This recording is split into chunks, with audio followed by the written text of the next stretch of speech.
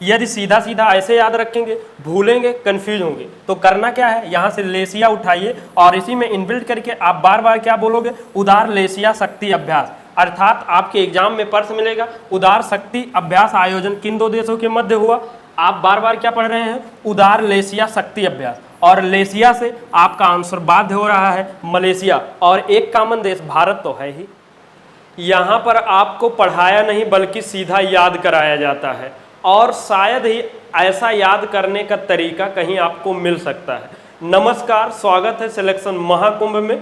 आज हम सभी लोग 8 अगस्त का करंट अफेयर पढ़ेंगे नहीं बल्कि सीधा याद करेंगे, वो भी वायरल 5G वायरस ट्रिक से, जो आपको एक बार अगर याद हो होगा तो न भूल सकत है न कंफ्यूज हो सकते हैं। चलते हैं सीधा क्लास में।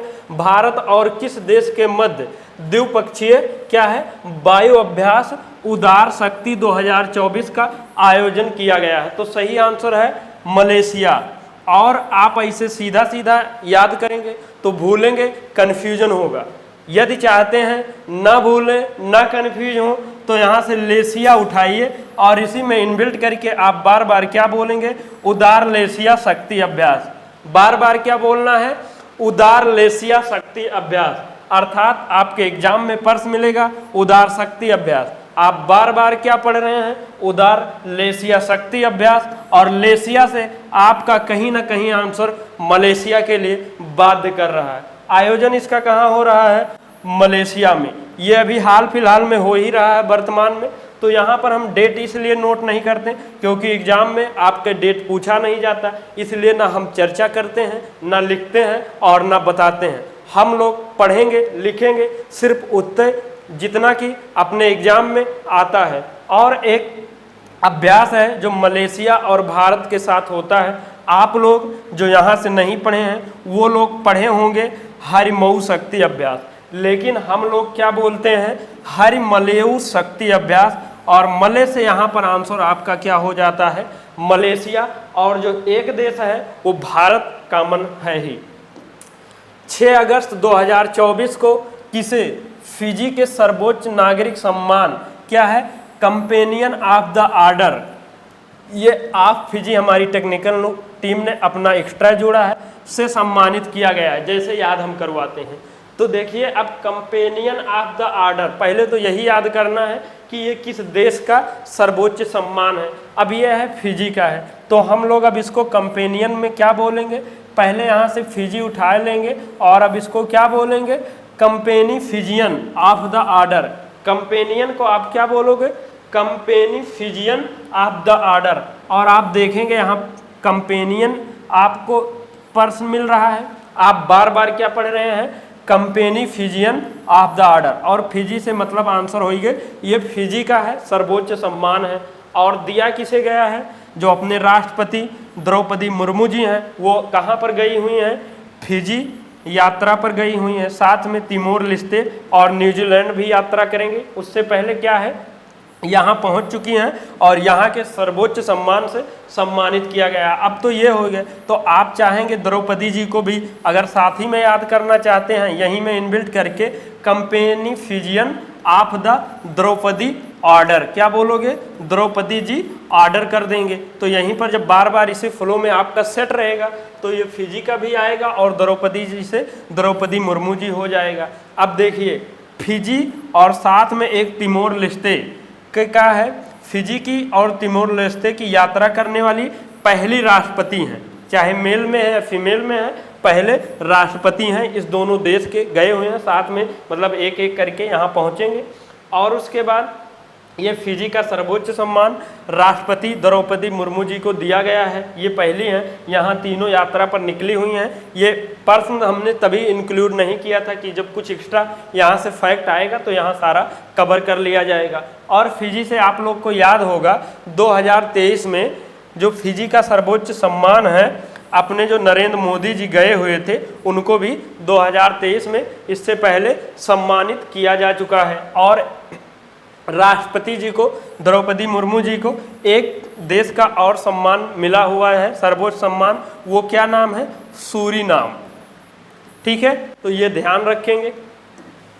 हाल ही में, और यहाँ पर अब जैसे कुछ लोग नोट्स बनाएंगे तो हाल ही में या 6 अगस्त 2024 को ये सब आगे से हटा देंगे। सीधा आप चाहेंगे नोट्स बनाने के लिए ये लिखेंगे companion Fijian of the order, यहाँ लिखेंगे फिजी के सर्वोच्च सम्मान, इनको ये जितना हम दिए हैं बस इतने में हो जाएगा। ना ये आपको ऑप्शन लिखना है, ना ये सब इतना सजरा लिखना है, आपको बस इतने में, क्योंकि जब आपका शॉर्ट्स में नोट रहेगा, सुंदर रहेगा, सुशील रहेगा, तो दोबारा देखे के रिवीजन के हर एक चीज़ अच्छा लगेगी, और सुंदर चीज़ पर अट्रैक्शन तो बढ़ता ही है। अब कुछ भी हो आप लोग समझ सकते हैं। हाल ही में पीयूष गोयल द्वारा लॉन्च की गई क्या, भारत एट 100, जिसको क्या बोलोगे, envisioning tomorrow's economic power house, पुस्तक के लेखक कौन है? तो सही आंसर क्या है, के.बी. सुब्रमण्यम। मेन रूप से क्या है, भारत एट 100 ये पुस्तक है। पहले इसको आंसर याद करेंगे, यहाँ से सुब्रमण्यम जी को उठाएंगे और इसी में इनबिल्ट करके क्या बोलेंगे, भारत एट सुब्रमण्यम 100। जो भारत एट 100 है इसको क्या बोलोगे, भारत एट सुब्रमण्यम 100, और यहीं सुब्रमण्यम से आपका आंसर होगा के.बी. सुब्रमण्यम जी, इसके लेखक हैं। और ये पहले क्या रहे हैं, पूर्व मुख्य आर्थिक सलाहकार रह चुके हैं। और जो ये आपको एट 100 लगा हुआ है, यहाँ पर थोड़ा समझ लेंगे। 100 कहने का मतलब ये है आपका भारत देश कब, अपना भारत देश 1947 में आज़ाद हुआ था, तो कहने का मतलब 100 वर्ष कब हो रहा है, 2047 में हो रहा है।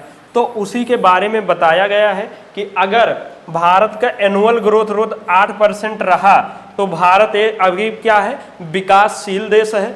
ये तब तक क्या हो जाएगा, विकसित देश हो जाएगा। विकासशील और विकसित का अर्थ आप लोग समझ ही चुके होंगे। विकासशील के मतलब अभी पढ़ाई करत है, तैयारी चल रहा है, और विकसित का मतलब सिलेक्शन हो ही चुका है, अर्थात अभी वो वहाँ पर नहीं पहुँचे हैं। मेन आपको ये प्रश्न और आंसर याद रखेंगे, ये किसने लिखा है, और थोड़ा ये भी ध्यान रखते हैं, बस यहीं से आपका आंसर और एग्जाम में प्रश्न मिल जाएगा। और उसके बाद जो कॉल ऑफ द, एक आप पढ़े होंगे बुक अभी हाल फिलहाल में आप पढ़े होंगे, कॉल ऑफ द गिर राष्ट्रीय उद्यान से संबंधित था। और उसके बाद हम लोग क्या बोले थे, कॉल ऑफ द गिरिमल, और रिमल से आंसर हम लोग के दिमाग में क्या चल गया था, परिमल। और परिमल का पूरा नाम जी का क्या है, परिमल नाथवानी, आप यहाँ देख सकते हैं।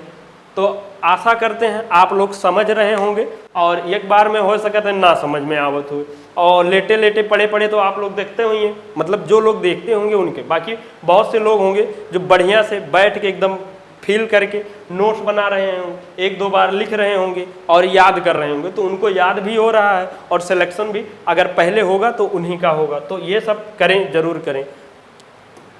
हाल ही में वर्ष 2024 में क्या है, कौन सा रिपोर्ट है, फॉर्च्यून ग्लोबल 500, क्या फॉर्च्यून ग्लोबल 500 सूची में किस भारतीय संस्थानों में शीर्ष स्थान मिला है? तो सही आंसर क्या है, रिलायंस इंडस्ट्रीज लिमिटेड। अब देखिए क्या है, फॉर्च्यून ग्लोबल 500 के रिपोर्ट है, और भारत में प्रथम कौन है, रिलायंस इंडस्ट्रीज लिमिटेड। अब इसको याद कैसे करेंगे, बोलेंगे कैसे, फॉर्च्यून ग्लोबल 500 सूची में भारतीय लायंस, क्या भारतीय लायंस शीर्ष स्थान। अब देखेंगे यहाँ भारत भी हो रहा है और रिलायंस भी हो रहा है, ऐसे साथ में बार बार बोलोगे, फ्लो में बोलोगे, क्या बोलोगे, फॉर्च्यून ग्लोबल 500 सूची में भारतीय लायंस शीर्ष स्थान, अर्थात भारत का जो रिलायंस है वो भारत में पहले नंबर पर है, ना कि विश्व में। और टॉप 100 में भारत की 9 कंपनियां को शामिल किया गया है। पहला जो है कौन है, रिलायंस इंडस्ट्री है, और दूसरा जो है भारत में है वो LIC है। लेकिन विश्व लेवल में अगर रैंक देखा जाए तो रिलायंस का कितना है, 86 रैंक है, और जो LIC का है 95 रैंक है। अर्थात अगर एग्जाम में प्रश्न ये भी बन जाए कि टॉप 100 में कितनी कंपनियां हैं, तो टॉप 100 में 2 ये है, लेकिन टॉप 500 में कितने हैं, 9 है। और अब ये सब हो ही गया, तो विश्व में पहले नंबर पर कौन रहा, विश्व में पहले नंबर पर वॉलमार्ट जो कंपनी है, कहाँ की, USA की है, लगातार ये 11वीं बार बनी है विश्व का नंबर 1। आशा करते हैं समझ में आया होगा, बहुत आसानी से और एकदम सीधा भाषा में समझाने की कोशिश करते हैं। यदि नहीं समझ में आता है, कोई चीज़ लगता है आपको एक्स्ट्रा चाहिए, तो आप कमेंट में बताएं, हम जरूर इम्प्रूव करने की कोशिश करेंगे। हाल ही में किस स्थान पर, क्या 1500 लोगों ने एक साथ डमरू बजाकर विश्व रिकॉर्ड बनाया है। तो सही आंसर है उज्जैन। अब कुछ लोग को लगता होगा कि यही प्रश्न है, देखिए पॉसिबिलिटी है, जैसा इस समय सिचुएशन है तो ये भी प्रश्न पूछा जा सकता है, क्योंकि ये कहाँ है, गिनीज बुक ऑफ रिकॉर्ड में इसको शामिल किया गया है।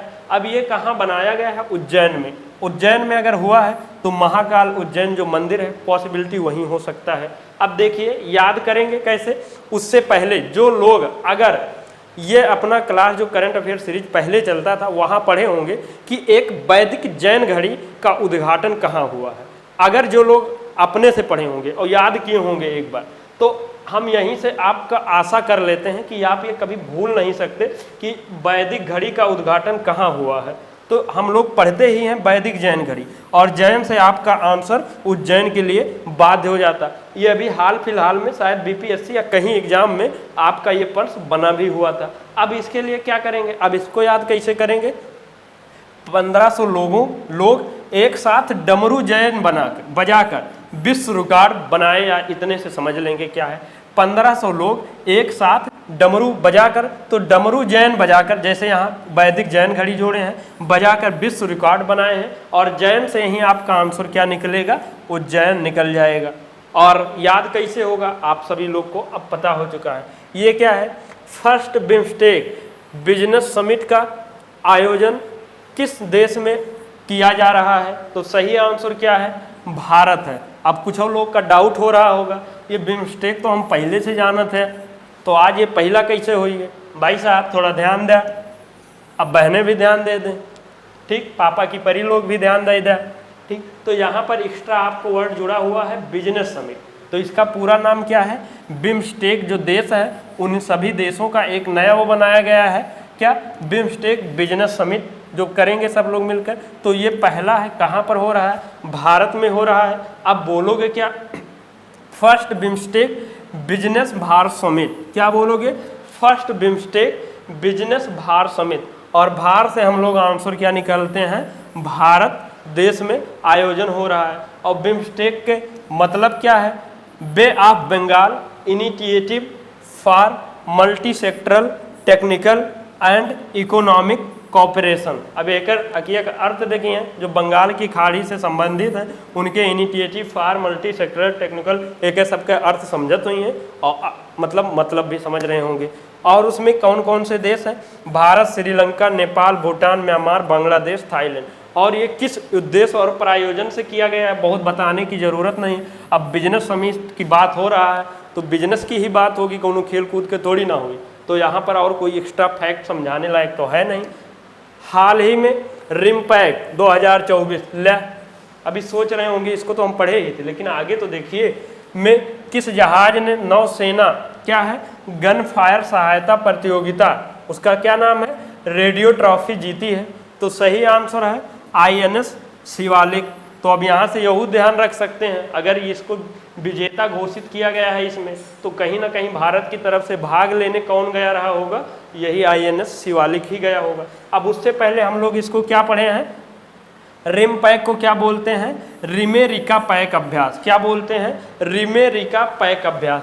और देखेंगे यहीं अमेरिका से आंसर निकलेगा, कहाँ पर, अमेरिका में आयोजन हो रहा है, इसको आप ध्यान रखेंगे, ठीक। अब विजेता कौन बना है, ये कौन सा रेडियो ट्रॉफी जो है, ये कौन है, INS शिवालिक।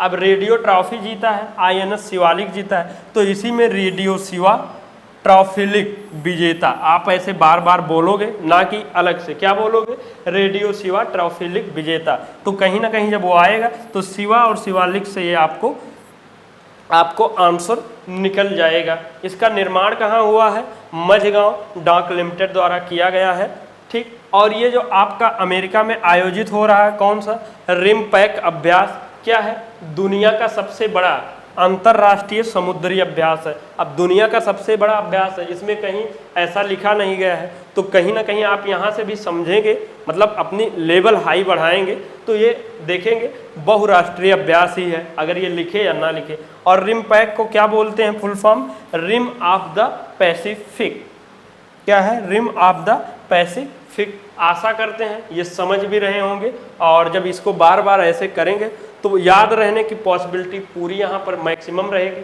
और याद ऐसे में भी करना पड़ेगा, अलग अलग वाले में भी याद करना पड़ेगा। यहाँ 99 या 90% की पॉसिबिलिटी है आप भूल जाएंगे कितना भी मेहनत करेंगे, लेकिन यहाँ आपकी 90% की पूरी पॉसिबिलिटी है आपको यहाँ याद रखने की। तो आप अपना खुद डिसीजन लें कि ये अलग अलग करना है या ऐसे करना है। और सभी फसलों को एमएसपी पर खरीदने वाला भारत का पहला राज्य कौन सा है? तो सही आंसर है हरियाणा। अब देखा जाए तो इसको क्या बोलते हैं, हरियाणा के लिए हम लोग हरि उठाते हैं और इसी में इनबिल्ट करते हैं। अब देखिए क्या लिखा हुआ, इसको समझे लैंग्वेज में, इसी में हम लोग अपना आंसर जोड़ते हैं। अब देखिए सभी फसलों को एमएसपी पर खरीदने वाला भारत का पहला राज्य, यही प्रश्न है। अब यही हम लोग आंसर निकालने चल रहे हैं, जोड़ने चल रहे हैं। अब क्या बोलेंगे, सभी अर्थात हर प्रत्येक। अब देखा कुछ लोग का हर समझ में ना आवत हुई, भैया गांव में रह के भी अपन कुछ अलग का फायदा है, समझत है। अब हर कुछ लोग ना समझत हुई है, हर मतलब प्रत्येक, देहाती भाषा में जान लिया। तो यहाँ हम बोलेंगे क्या, सभी अर्थात हर फसलों को, यहीं पर इतना ये साथ में बोलोगे, क्या बोलोगे, सभी अर्थात हर फसलों को। हर मतलब ये जान लिया सभी वही, और अर्थात लगा हुआ तो इसका मतलब वही हो ही करेगा।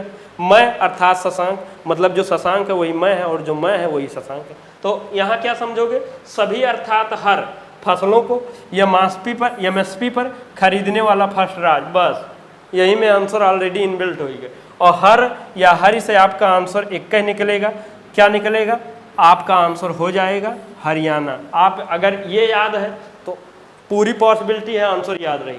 अलग अलग वाले में कन्फ्यूजन बनेगा, हरियाणा, उत्तर प्रदेश, बिहार, महाराष्ट्र, मध्य प्रदेश, जितना हो सके। लेकिन आप बोलते क्या हैं, सभी अर्थात हर फसलों को एमएसपी पर खरीदने वाला फर्स्ट राज्य। यह हम बार बार इसलिए बोलते हैं कि आप लोग, मैं कुछ लोग को मानते हैं आलसी हैं जो लोग नोट्स ना बना होते, तो बार बार अगर सुनेंगे 2-4 बार, अगर ये आ गया सभी अर्थात हर, तो कहीं ना कहीं ये पॉसिबिलिटी हो ही गई कि हर से आपका आंसर निकलता है हरियाणा। तो याद रहे पॉसिबिलिटी है, इसलिए हम बार बार थोड़ा बोलते हैं। अब ये एमएसपी क्या है, एमएसपी के फुल फॉर्म क्या है, मिनिमम सपोर्ट प्राइस है। एक हिंदी में क्या कही जाता है, न्यूनतम समर्थन मूल्य। मतलब आप लोग जो फसल के उत्पादन करते हैं उसका कम से कम इतना तो एक निश्चित हो आपके फसल के बोए से पहले कि आपको कम से कम इतना रुपया का आपका ये भाव मिलेगा। आपको नहीं पता लगे, आप यहाँ बुआई कर दी है और उत्पादन बहुत ज़्यादा हो गया या कम हो गया तो ऑटोमेटिक उसका रेट बढ़ जाएगा, तो कोई दिक्कत है नहीं।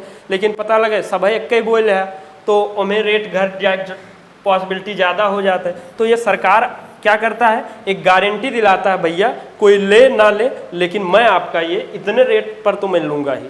इसका मतलब यही होता है। और इसका जो रेट होता है कौन डिसाइड करता है, CACP, commission for agriculture cost and price है। एक हिंदी अर्थ है कृषि मूल्य एवं लागत आयोग। और इसमें टोटल अभी तक कितनी फसलें शामिल हैं, 22 या 23 मान लें, जो आपको देखने को जहाँ जहाँ मिल जाए, ठीक। और उसके बाद एक जो गन्ना है इसको एमएसपी में नहीं रखा जाता है, कहाँ पर रखा जाता है, FRP में, फेयर एंड रिम्यूनरेटिव प्राइस, अर्थात उचित एवं आपको जो लागत फेरकारी है, लाभकारी मूल्य, इसमें आपको रखा जाता है।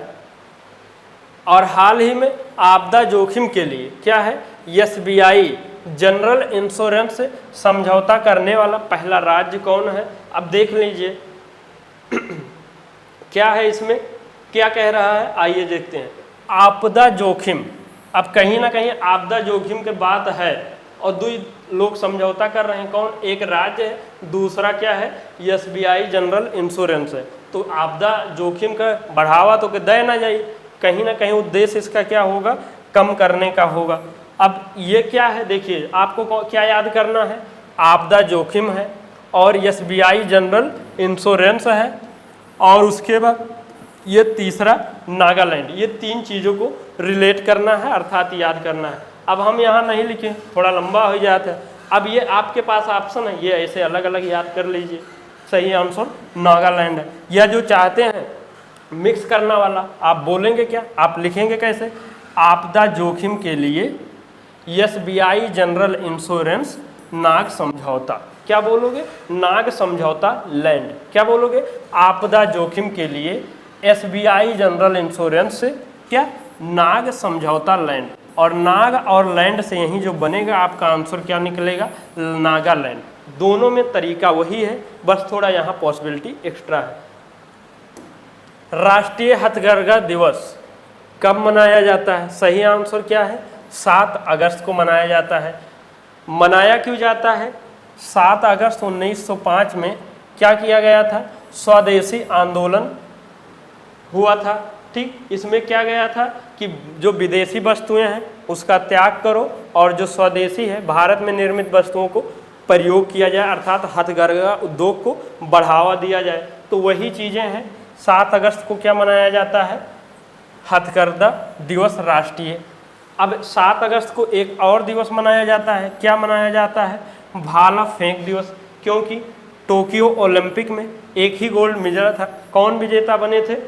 नीरज चोपड़ा जी ने भाला ऐसा फेंका था कि गोल्ड आया था। और उसके बाद आपको इस दिन पर क्या डिसाइड हुआ था कि 7 अगस्त को भाला फेंक दिवस मनाया जाएगा। और ये सब याद करे वाला देखा तो ये इतना दिवस आवत है, लेकिन आप लोग इतना चाहते हैं कि शेयर कर दी, कमेंट कर दी, लाइक कर दी कि यहू थोड़ा बतावे लगे। तो जब चाहते ना है तो ठीक है, कोई बात नहीं आप लोग। और साथ ही साथ में 6 अगस्त को और 9 अगस्त में भी क्या दिवस मनाया जाता है या उससे संबंध रखते हैं? 6 अगस्त 1945 में हिरोशिमा अर्थात जापान में परमाणु बम गिराया था किसने? USA ने। और 9 अगस्त को ये पहला परमाणु बम था जो किसी देश पर गिराया गया था। ये दूसरा क्या? 9 अगस्त 1945 में ही जापान में ही नागासाकी में क्या किया गया था? परमाणु बम को USA ने गिराया था। अब ये अपने हिसाब से याद कर लेंगे। बाकी ये जितना भी इधर है बहुत ही शानदार तरीके से याद करवाने की कोशिश किए हैं। बाकी अब हम लोग कहाँ पर आ गए हैं? अपने सिलेक्शन वाले जोन पर। कौनों बकैती नहीं, सीधा चलते हैं रिवीजन करने, क्योंकि अब बार बार आप लोग कहा तो हैं कि सर जी पकावा ना एक की चीज़ है।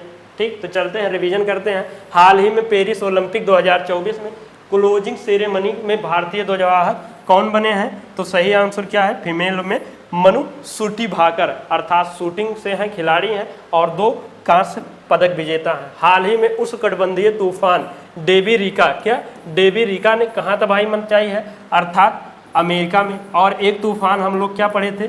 गेमी चेनी, क्या पढ़े थे? गेमी चेनी फेनी तेनी, अर्थात चीन, फिलीपींस और ताइवान। अब जब ऐसे बंधा रहेगा तो आपको वो दिमाग सर्च ही नहीं करेगा आंसर क्या हो सकता, उससे पहले निकल जाएगा। केंद्र सरकार द्वारा किस राज्य के आदि चुंचन गिरि नाटक, क्या आदि चुंचन गिरि नाटक मोर अभ्यारण्य, क्या मोर अभ्यारण्य को घोषित किया गया? अर्थात क्या है? नाटक से आंसर निकलेगा कर्नाटक। और ये मोर उठाए के ऑलरेडी आगे हो चुका है कि ये कौन सा अभ्यारण्य है? मोर अभ्यारण्य है। हाल ही में चर्चा में रही भोटोपाल यात्रा का संबंध किससे है? और पाल से आंसर आपका हो जाएगा नेपाल।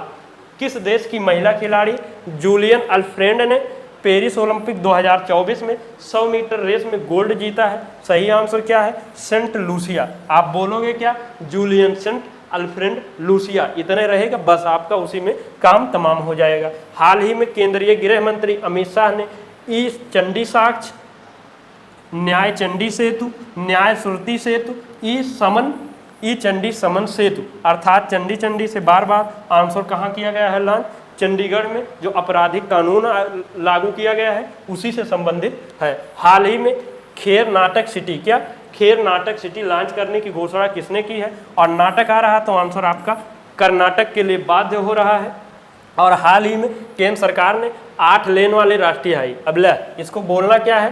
राष्ट्रीय हाई स्पीड 8 लेन महा रोड कॉरिडोर, अर्थात जो 8 लेन वाला है कहाँ बन रहा है? महा से आंसर निकलेगा महाराष्ट्र। और टोटल कई कॉरिडोर बन रहा है? 8 कॉरिडोर बन रहा है, जिसमें से एक क्या है? 8 लेन वाला है, कुछ 6 लेन वाला है, 6 लेन वाला 3 है, एक आधा, और 4 लेन वाला ऑलरेडी 4 है, ये है। ठीक, वर्ष 2023 में भारत का दूसरा सबसे बड़ा LNG रिका पूर्ति करता कौन बना है? दूसरे नंबर वाला कौन सा है? अमेरिका है। गृह मंत्रालय ने नितिन अग्रवाल के स्थान पर किसे BSF बॉर्डर सिक्योरिटी फोर्स के महानिदेशक का अतिरिक्त प्रभार दिया है, कौन है? दलजीत सिंह चौधरी। और इनका अपना मेन वाला कौन सा है? एसएसबी, सशस्त्र सीमा बल। और कल का आपका पर्सन ऑफ द डे था कि खैर सिटी लॉन्च करने की घोषणा किसने की है? तो खैर नाटक सिटी, और नाटक से आपका आंसर क्या हो गया था? कर्नाटक। आज का आपका पर्सन ऑफ द डे है, क्या है? द्विपक्षीय वायु अभ्यास उदार शक्ति 2024 का आयोजन कहाँ की, मतलब भारत और किस देश के मध्य हो रहा है? तो कमेंट में जरूर बताएं। आप सभी के सुविधा के लिए एक नंबर दिया गया है, करियर संबंधित कोनो परेशानी, पीडीएफ कोर्स संबंधित यहाँ संपर्क कर सकते हैं, सारा सॉल्व किया जाएगा। और आप यहाँ तक कंटिन्यू क्लास देखे आए हैं देखते हुए, तो आपको इसमें या हमें कोई भी डाउट नहीं है, ये क्लास बहुत ही शानदार लगा होगा। और अगर कमेंट में ज़रूर बताएं आप सभी लोग कैसा लगा, शेयर रोना धोना जादू टोना सब जगह कर दीजिए। और पहली बार चैनल पर आए हुए हैं तो सब्सक्राइब करके बेल आइकन हिट कर लीजिए। और जो लोग टेलीग्राम चैनल से अभी तक नहीं जुड़े हैं या रिमूव हो गए हैं, पुनः जुड़े, यहाँ पर क्लासेस लिंक पीडीएफ क्विज सब मिलते रहते हैं। और इन्हीं सब शब्दों के साथ में सिलेक्शन महाकुंभ परिवार से जुड़े रहने के लिए हर बार की तरह दिल की अनंत गहराई से बहुत बहुत धन्यवाद। जय हिंद, जय